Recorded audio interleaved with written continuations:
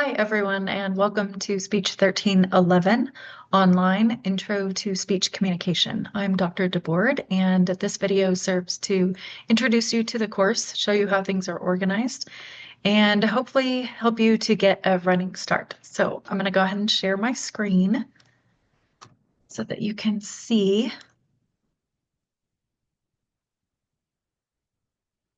Okay, so basically, The what we're looking at right now is the course. You would have logged into Blackboard already, and we're actually already in the Start Here button. So what we are going to do in this button is go through each of these items in the course, and also let me see here. And so you will see these two items at the bottom, syllabus quiz and orientation acknowledgement. So those are due by this coming Friday, and I'll release those to you shortly. And so you'll want to go through each of these items, including the syllabus. College policies are numerous, and you are able to get access to lots of ACC resources that we have, like things, for instance, the Money Management Office, the Food Pantry, and things like that, as well as student tutoring and other resources. So please do go through those. If you haven't in another course, hopefully you'll be able to use some of those resources.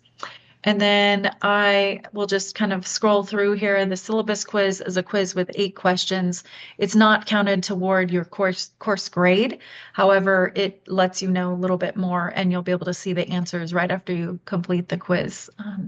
But do read through this other information prior to starting the quiz. And then the orientation acknowledgement is just letting me know that you have read through all these materials and that you agree to the statements in there, that you do understand those. And feel free to print those whenever you get to them, because they're just really important. Okay, so the Start Here button is right here. If you wanted to send an email to any of your classmates or to me, you can do that through this button. You just click on Send Email, and then select users is generally the best way to do that. And then you would just select either students, or you can select me. I'm in here as well. So you would just click the name, click on that right arrow, and then type your subject and then your messages as well. So I will cancel out of that. It does go directly to each person's email, although it doesn't tell you what the email is. So just keep that in mind. The announcements link has all of the different announcements in the course. Some of these are already released and some are not. So for instance, there's the different tests in the class. Those announcements are already out there. There's a few different things that are available as well. And this video, actually, I'll be sending out in an announcement, which if you're watching this, then you've gotten the announcement. So.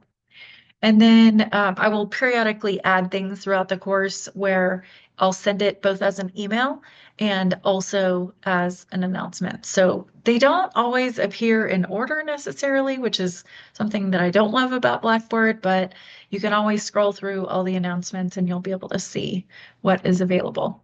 And then if you would like to meet with me synchronously, I am available in office hours at these times. So I am and this is actually Google Meet office hours.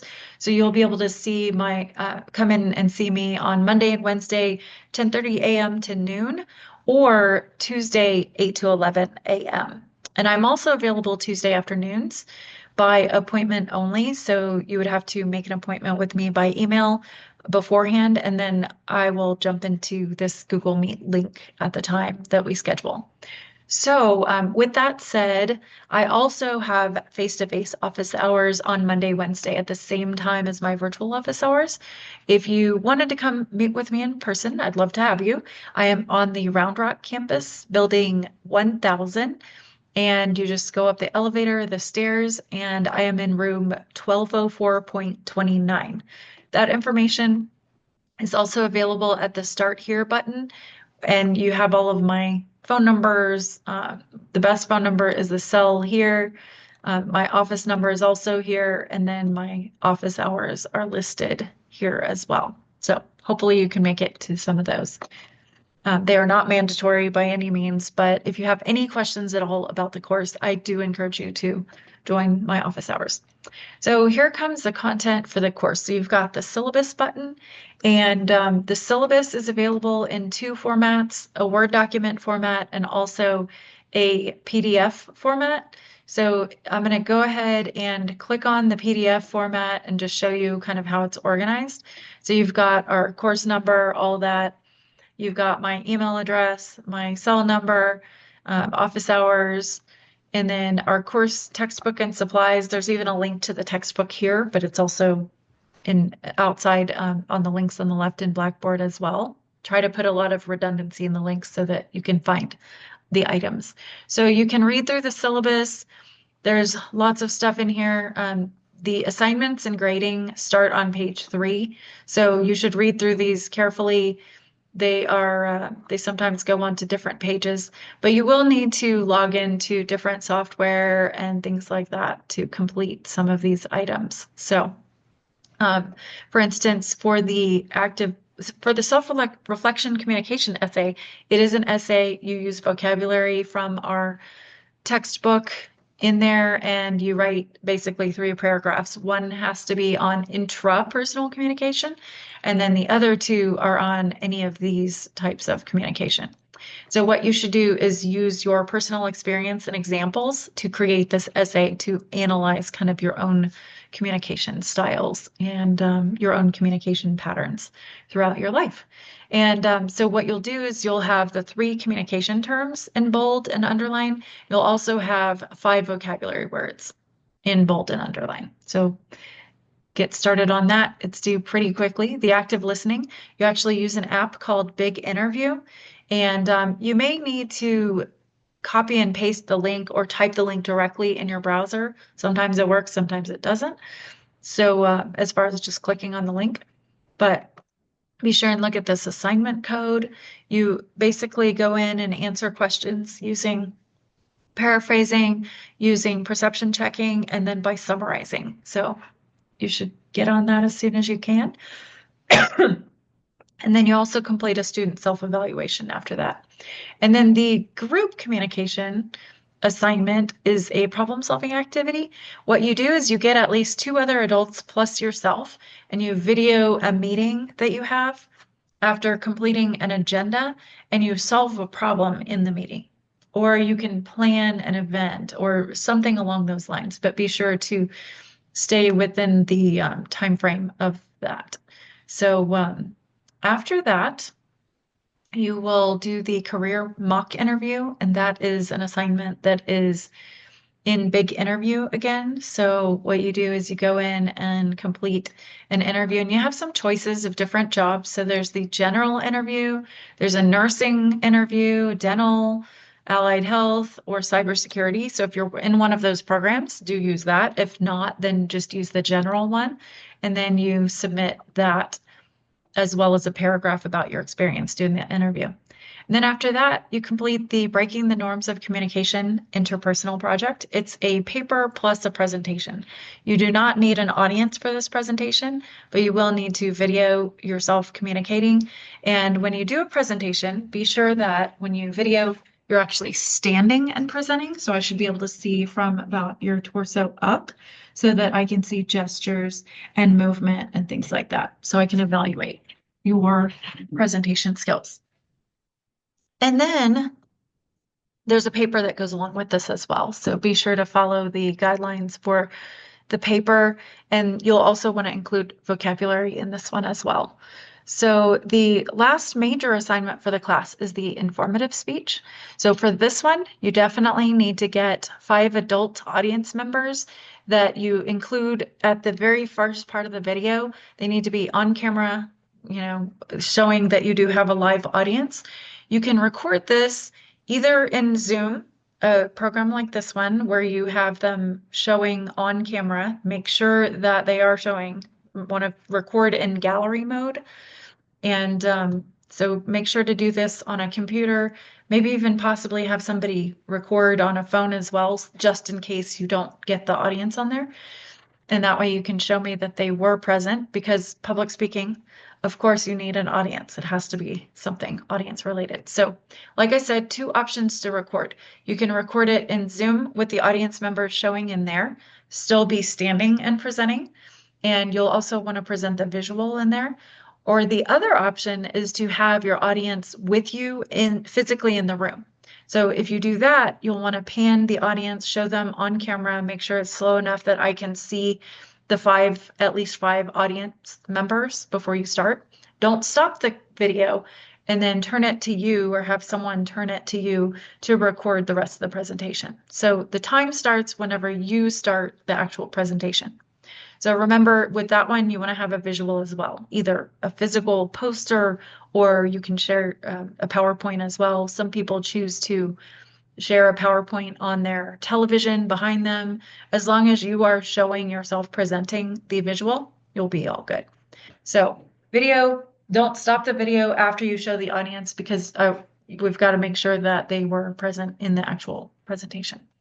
And then after that, you've got the grading policy. So you can see that we do have 4 exams.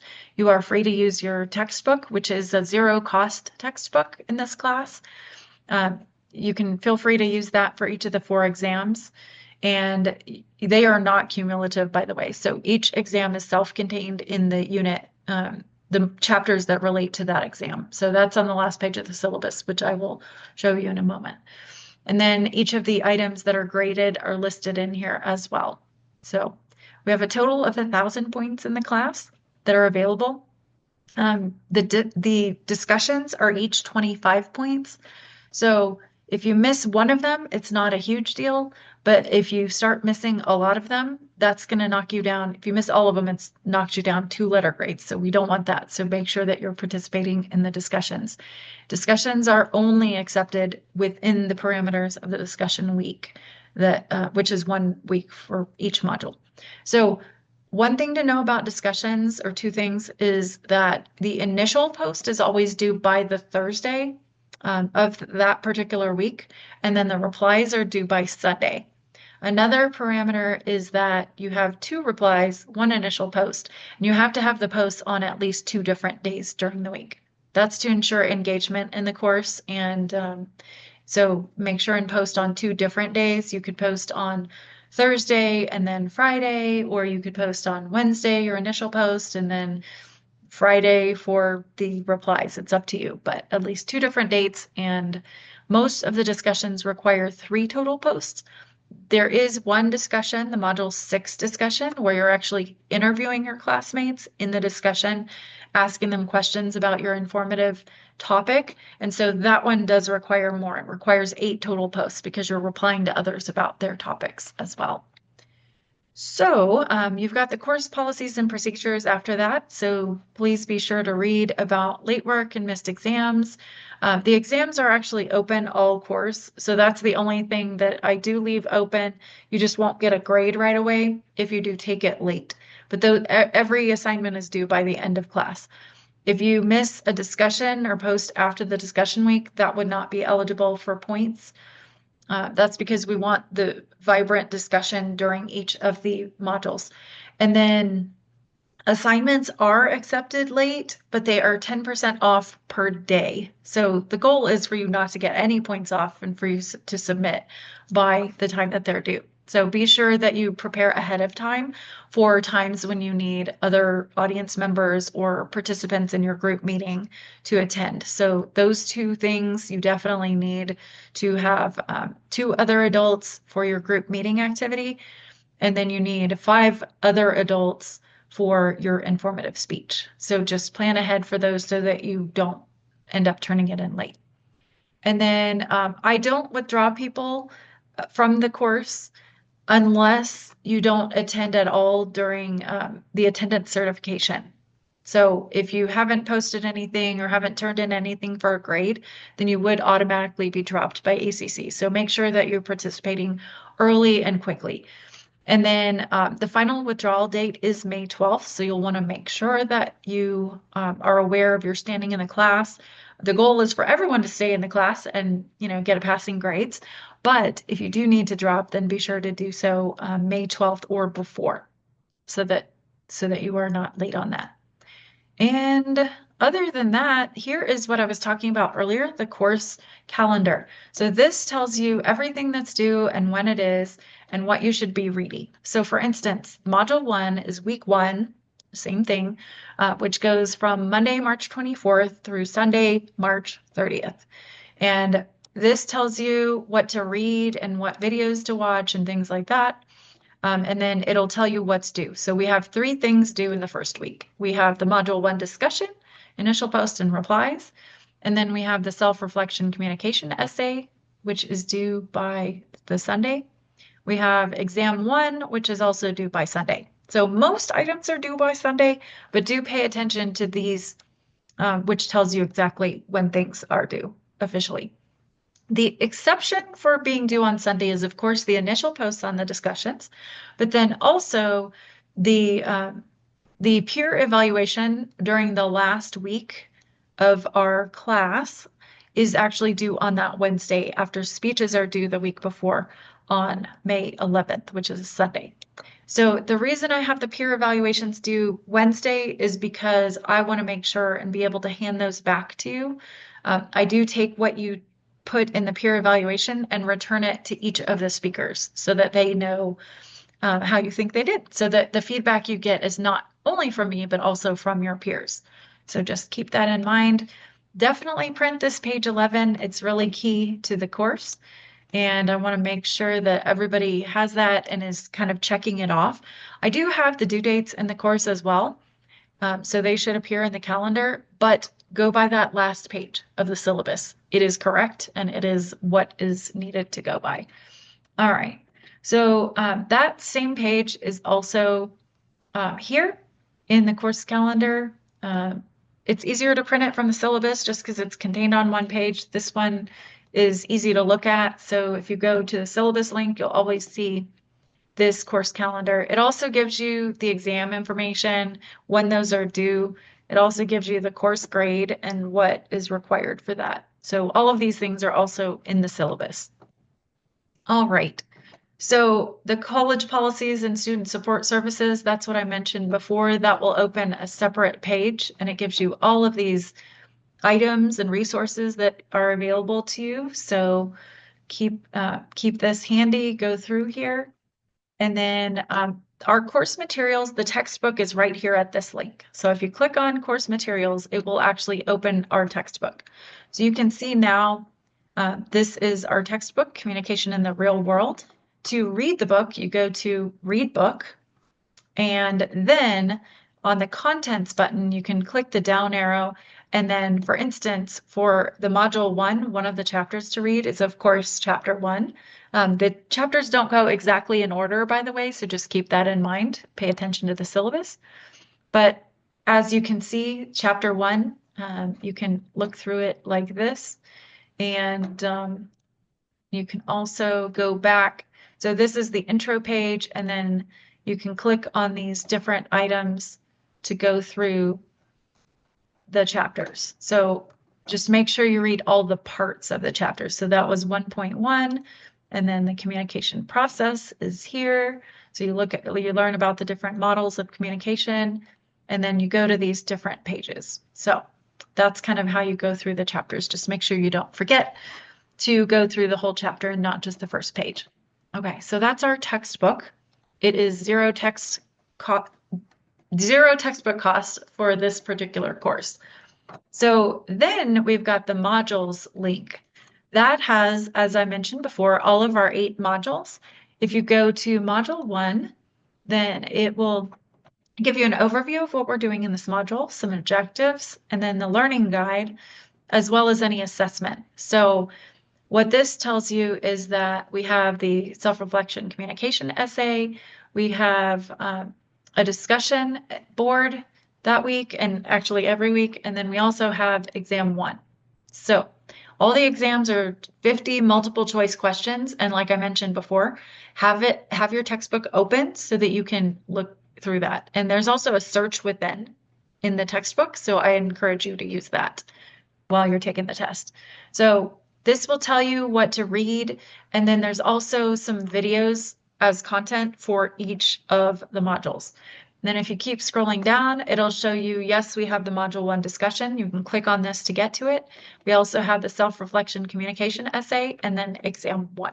Those are all due within Module 1.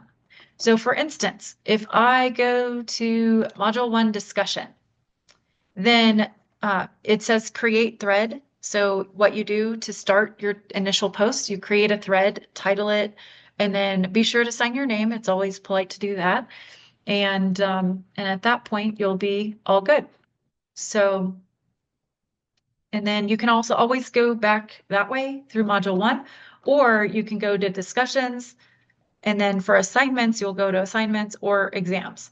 Anything that's due in a module is also in that module. So if I go back to Module 1 and scroll down, you'll see the self-reflection communication essay. So if I click on that, then it will take me to the instructions and due date and how many points there are and all that. I always recommend looking at the Word document that is in the assignment because that gives you the rubric that I'm using to grade. So I try to be as transparent as possible so that you know what I'm looking for and how I will be grading the assignment. So be sure to always look at the Word document as well. And then when you go to actually turn in the document, you'll want to click on Upload Files and then browse for the file. And it will submit it to the plagiarism tool detector as well. So just make sure that it is your own writing. And usually it's the files are on your computer, so you'll want to do that. Don't ever forget to click on Submit. So Submit is what actually sends it through. For your assignments, use a Word document or a PDF file is okay as well. But those two things are good. You can also use a rich text file, .rtf. Please don't use gdocs. Don't use that. Don't use dot pages because those are very difficult to open and they take a lot of extra steps and there will be a deduction. So use Word, PDF, or RTF files. Those are easy to open and I will be very happy when you submit those. So, okay. And then, so just so you know, all of the modules are arranged that way. And you can also always go to discussions directly this way. So like the Module 1 discussion, you can read what's required here, click on Module 1 discussion, and then you can go create your thread that way too. So that's another way. Assignments, if you click on that, you'll see all of our assignments for the class are also, they're already listed here. So you can always go to those. Self-reflection is the one that I was just on. It arranges it a little bit differently. The Word document is on the top if you go this way, and then if you click on the title, that's where you see that same page where you go to upload the files.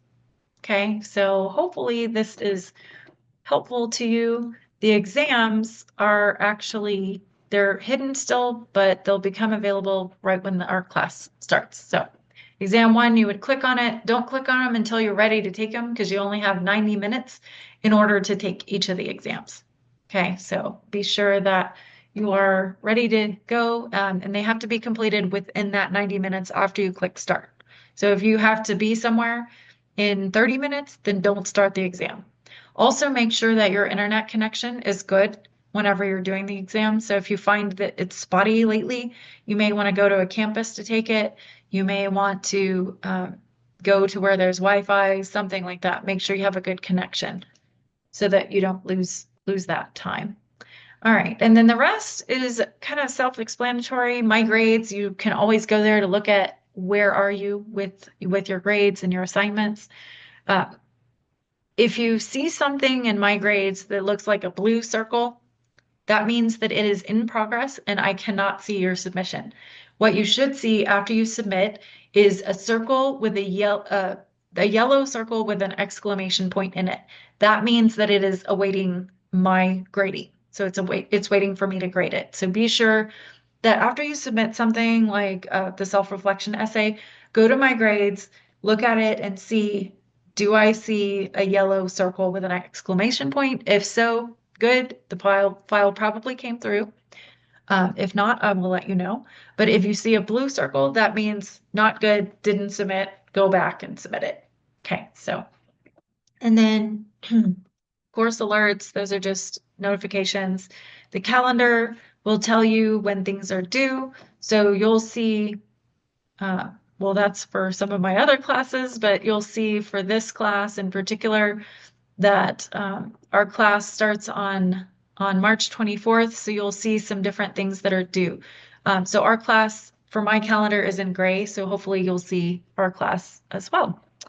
And but rely on the syllabus, really rely on the syllabus, the last page, because those are definitely when our due dates are. And sometimes this particular calendar can be more confusing. And then you've got access to online tutoring. And then when it comes time to do the course evaluation, I will post an announcement. You'll also receive in your email an announcement to do the course evaluation. I do offer extra credit for completing the course evaluation. And you might have noticed in assignments, actually at the very top, it says extra credit upload. So what you'll do is once you finish the course evaluation, when you get to the screen that says speech 13 and 11 and it has a check mark by it, that shows me that you've completed the course evaluation. Do a screen grab of just that and then submit that screen grab in the extra credit upload assignment. That way I will be able to give you an extra point on your average, which is very helpful sometimes. And then the other extra credit that's available in the class is through completing all of the discussions. So if you complete all 8 discussions and get a grade for them, then you will get 2 points on your average at the end of the course. So if you are consistent and all that, and they're all on time, you will get those 2 extra points as well. So you're eligible for up to 3 extra points in the class. Occasionally, I will offer extra credit. Like earlier in the semester, before our class even started, there was something that I offered extra credit for. And so I may do that again, depending on events that we have happening and things like that during the rest of our semester. So that is basically it. There is one additional link that is the faculty contact link, and that's basically the same thing that you see on the Start Here button. So it is always available at the end here, though. All right, so basically that is our class and how it's organized. I really look forward to talking to you throughout the course and discussions and to seeing your assignments that you submit. If you ever have any questions, please ask ahead of time. And you can even email me ahead of time and say, hey, am I on the right track? This is what I have so far.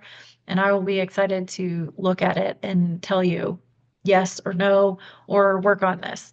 I don't pre-grade, but I will kind of put you in the right direction. So a little bit about me. I will be your instructor. I've been teaching at ACC for about 18 years, and I've been teaching in general since the year 2000 at the university and community college level.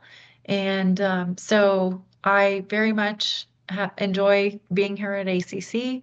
And I was even a student here at ACC while I was a student at UT Austin. I was a student here as well in the summers in the mid 90s. So that's actually why I'm here now, because I enjoyed my professors back then and the smaller classes. And so I wanted to give back a little bit by teaching here as well. So my bachelor's degree is actually in journalism. And my master's degree is in communication and marketing. So it's an interdisciplinary studies degree, but I have lots of hours in communication and I'm actually eligible to teach marketing as well. And I have a doctoral degree in community college policy and administration that is from the University of Maryland Global Campus. My master's degree is from University of Houston, Victoria. And I also have a lot of additional graduate level, actually doctoral level coursework in communication that I did in the early 2000s. And that was at Texas A&M University. And my focus was uh, organizational communication. And so that is kind of what I have done in my career, taught at lots of different places. And I was an adjunct at ACC first, and then I became full-time about 6 years ago. So happy to be here, and I hope to communicate with all of you throughout the course. And one other thing about me, I love to travel. So I'm actually in Colorado at the moment for spring break, and I will be back on Sunday night. So I look forward to talking to you all. All right. Thank you.